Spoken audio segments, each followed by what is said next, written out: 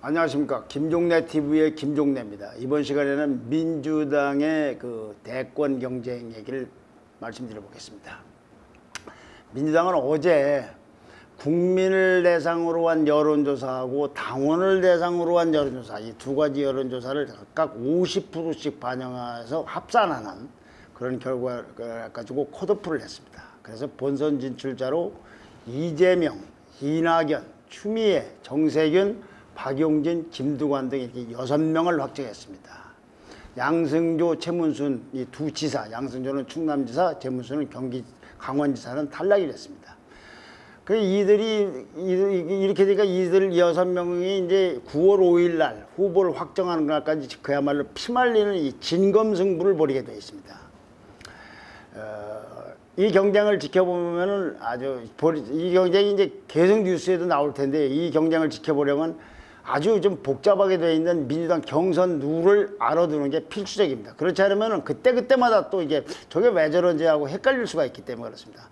크게 보아서 두 가지입니다. 하나는 민주당은요, 1차에서 1등을 하더라도 과반수가 안 되면은 결선 투표를 해서 1, 2등이 올라가서 마지막 투표를 또 한 번 합니다. 그래서 9월 5일 날이 1차 투표의 선거날인데 그날 결정이 안 되면은 닷새 후인 9월 10일 날 결선 투표를 하게 되어 있습니다. 그래서 1등을 누가 하느냐와 함께 1등이 과반수가 넘었느냐 안 넘었느냐는 것이 굉장히 중요하고 1등을 과반수가 안 되다 하더라도 2등하고 격차가 얼마나 크냐라는 게 굉장히 중요한 문제가 나옵니다. 또 2등이 누구냐는 건 더더군다나 중요하고요. 1등이 누구냐, 2등이 누구냐, 1등이 과반 넘었느냐 안 넘었느냐, 1, 2등의 격차는 얼마나 되느냐. 또 하나는요, 선거인단을 구성해서 투표를 합니다. 그냥 아무나 투표하는 것이 아니고 선거인단을 구성을 해요. 선거인단은 두 종류로 구성이 됩니다. 두 종류. 하나는 당원들입니다. 대의원하고 권리당원은 본인이 막 가만히 있어도 선거인단으로 들어가게 돼요. 자동적으로. 당원들이니까. 그 다음에 일반 국민은 신청을 해야만이 선거인단이 될 수 있어요. 그러니까 일반 국민은 가만히 있으면 되는 게 아니고 우리 그냥 내가 다 국민의 민주당의 선거인단에 내가 들어가겠다라고 신청을 해야 된다 이거죠. 그런데 일단 선거인단이 되는 건 이게 대의원도 될 수 있고 권리당원 이런 당원들도 될 수가 있고 일반 국민도 선거인단으로만 들어가면 표는 어떻게 되느냐. 대의원도 한 표, 권리당원도 한 표, 일반 국민도 한 표입니다. 표의 가치는 똑같아요. 들어가는 방식이 좀 다를 뿐이죠. 자, 이렇게 되니까 강원도는 내버려둬도 들어오니까 어떡할 수가 없지만 일반 국민을 얼마나 참여시키느냐는 것이 너무너무 중요합니다. 근데 일반 국민을 누가 참여시키느냐? 주자들을 통해서 참여시키는 게 일반적입니다. 그러니까 주자들마다 선거인단을 모집하는데 사활을 걸고 있습니다.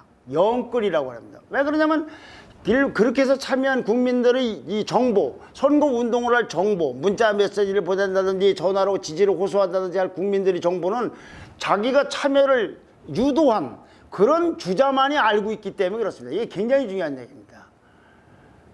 그런데다가 일반 국민은요, 민주당 지지층이거나 중도층만 선거인단 되는 게 아니에요.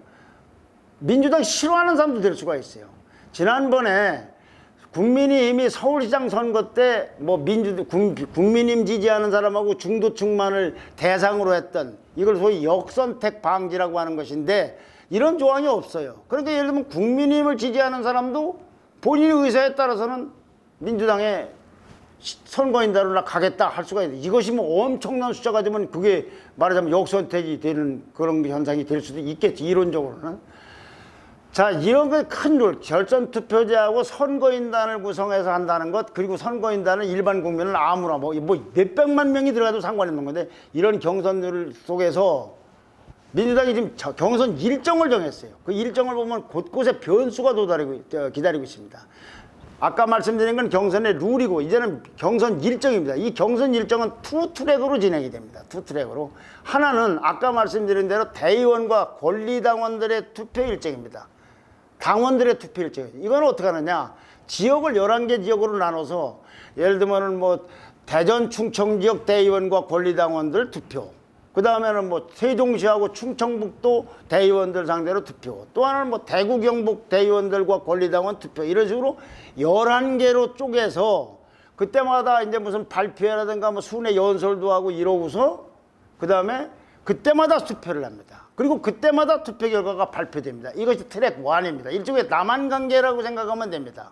그 다음에 일반 국민은 3번에 나눠서 투표를 해요. 이번에 요즘에 모집하고 있는 사람들은 뭐 8월 15일까지 그 다음에 또 한 번 해서 3번 나눠서 이거 투표 결과가 발표가 돼요. 그러니까 이건 북한 관계라고 봅니다. 이런 두물머리에서 만났지 권리당원에 투표한 거 11번 투표하는 것이 그대로 집적되는 거하고 또 일반 국민들 투표는 3번에 나눠서 하는 것이 전부 합쳐져서 9월 5일이면 이게 모두 합쳐져서 결과가 어떻다라고 이렇게 나오게 되어 있는 겁니다.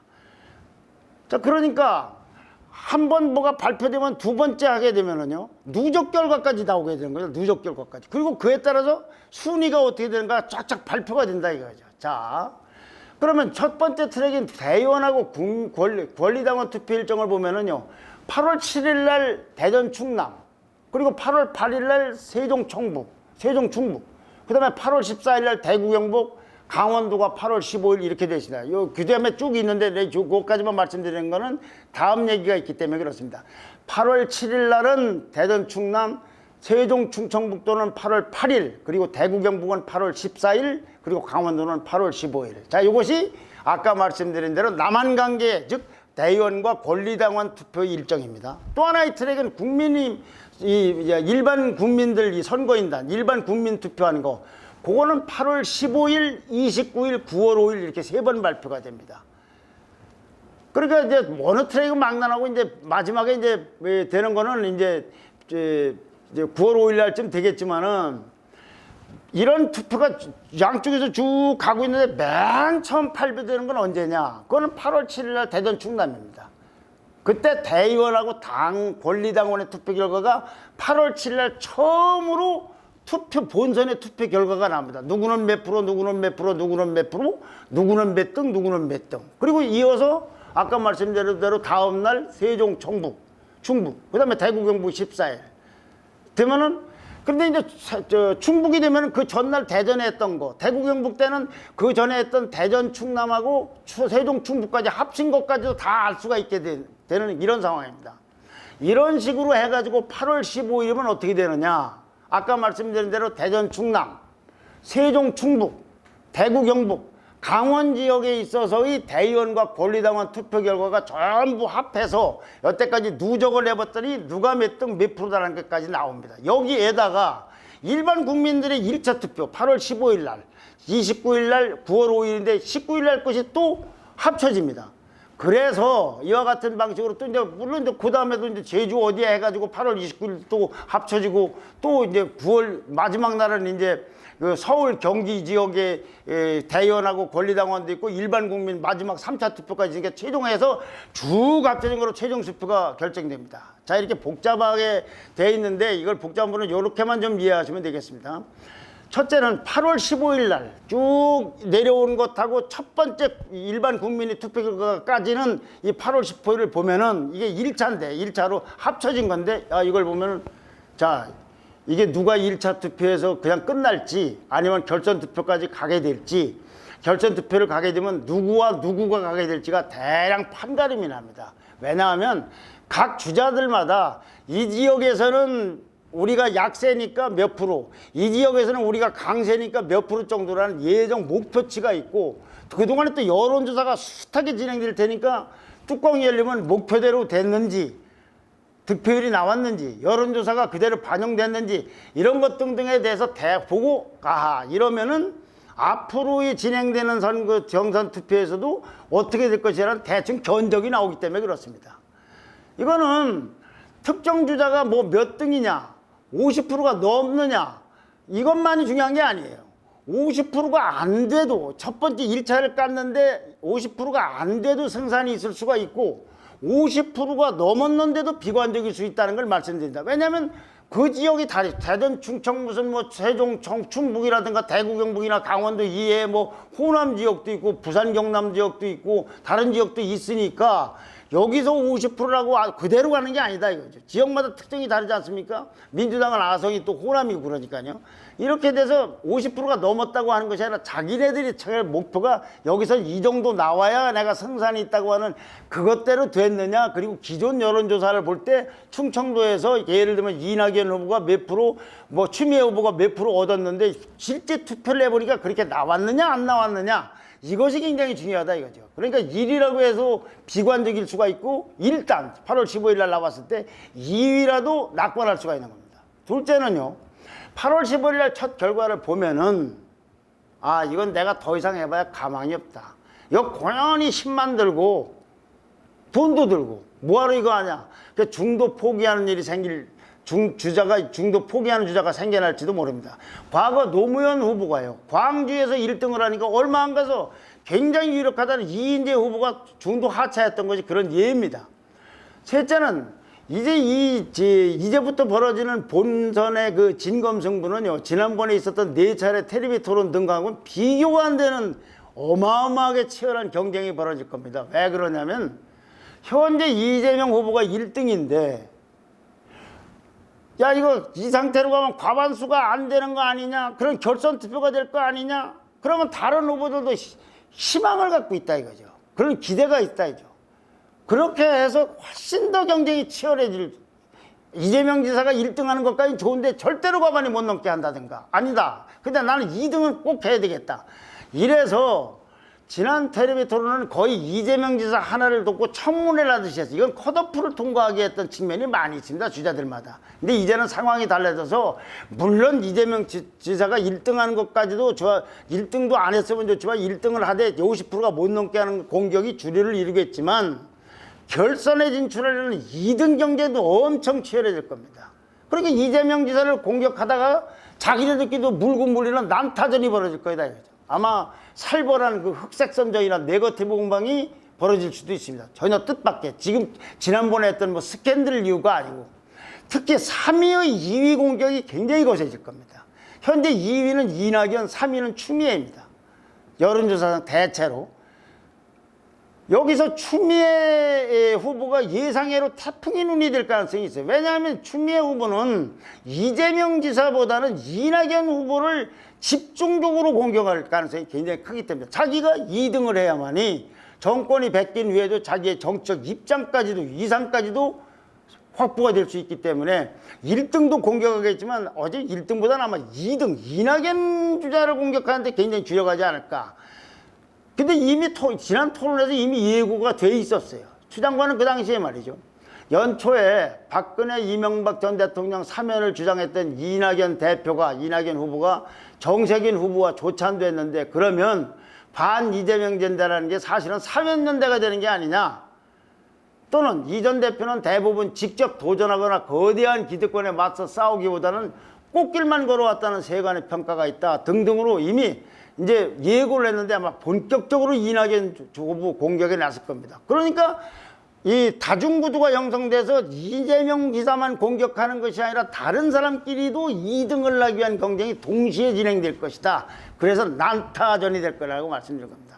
이런 가운데 이재명 지사와 추미애 후보 간에는 연대가 하는 거 아니냐는 이른바 명추연대, 이재명의 명추미애 추연대의 가능성도 춤춰지는데 이 얘기 등등은 이따가 나중에 다시 또 말씀드리겠습니다.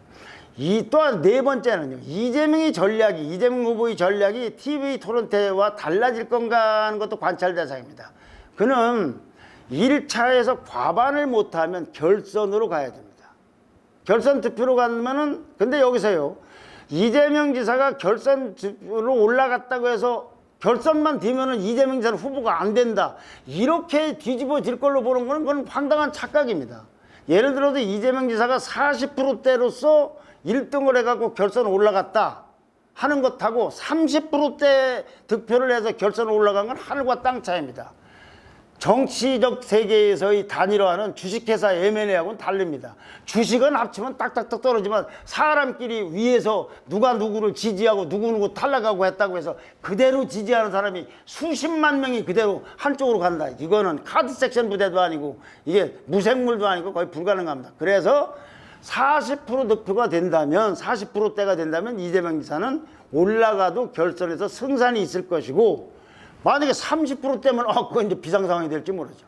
그래서 타고난 체질로서 이제 공격하는 걸 유능한 장기였던 이재명 후보가 텔레비 토론에서는 원팀을 강조하면서 수세적이고 방어하는 입장이었는데, 그 입장을 이번 본선에서 고수할지 아니면 적극적인 공세로 전환할지, 이거는 8월 15일 날 투표 결과를 보면 내가 이 상태로 가면 40% 과반수가 가능하다, 아니면 30%대로 떨어질 것 같아서 위험하다, 그걸 판단하기에 따라 달라질 겁니다. 근데 그는 일단은 본선에서 선거가 끝나고서 본 야당과의 대통령 후보 경쟁에서 원팀을 이루어야 되기 때문에 내부에 상처를 주면 안 된다.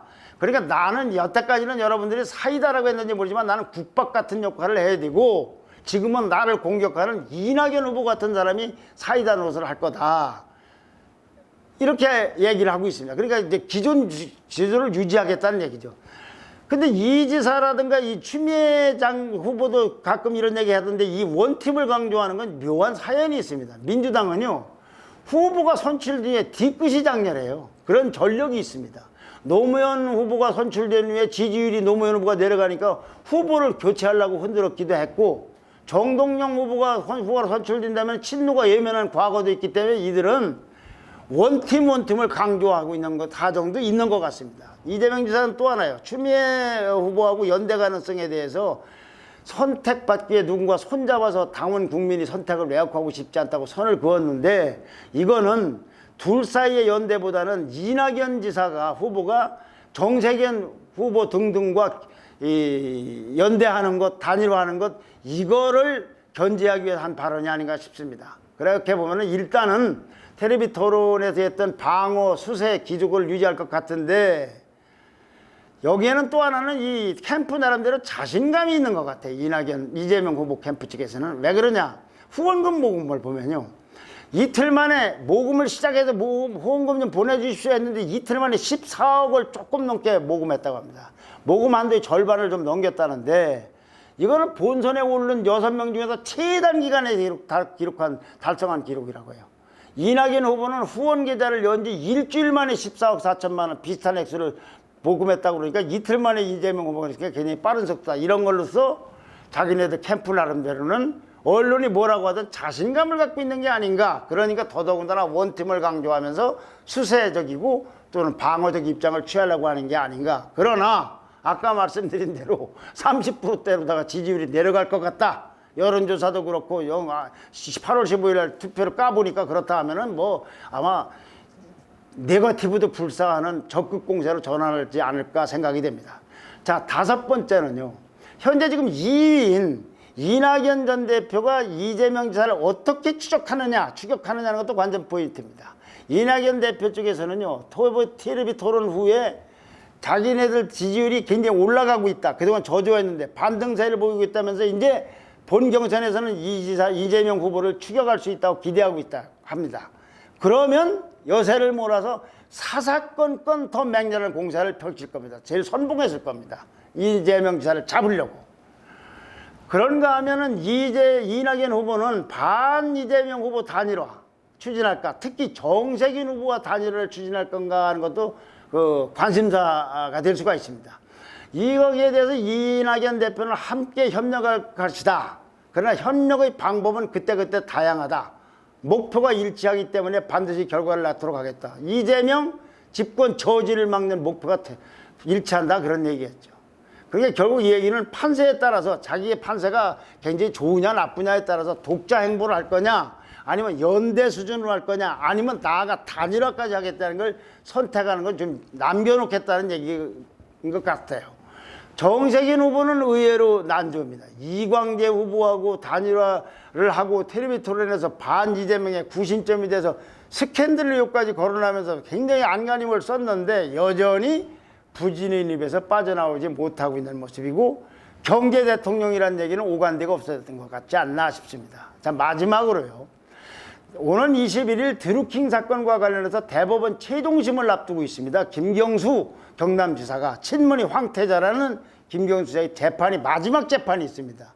이 재판 결과에 따라서 그리고 김경수 지사가 이제 말하면 무죄가 나더라도 김경수 지사가 대통령 후보로 출마하는 건 이제 여건상 시간상 불가능해졌지만 누구를 지지한다 라고 하면 그건 변수가 될 수 있을 겁니다. 아니 누구를 지지하지 않고 난 중립이라는 것도 변수가 될 수 있습니다. 왜 그러냐면 친문이 어떤 방향으로 움직이고 있기 때문에 이재명 지사 반 이재명 쪽으로 대범으로 움직이고 있기 때문에 저 사람이 중립이라는 것도 의미가 있을 있고 거기다 누구를 거기서 뭐 이낙연을 지지한다 정세균을 지지한다 또는 이재명을 지지한다 추미애를 지지한다 하면 그것 자체도 또 작은 변수 크냐 작으냐는 전의 차이가 있을 수 있지만 변수가 될 수 있다고 생각이 됩니다. 감사합니다. 좋아요와 댓글과 구독 신청 왕성하게 부탁드립니다. 감사합니다.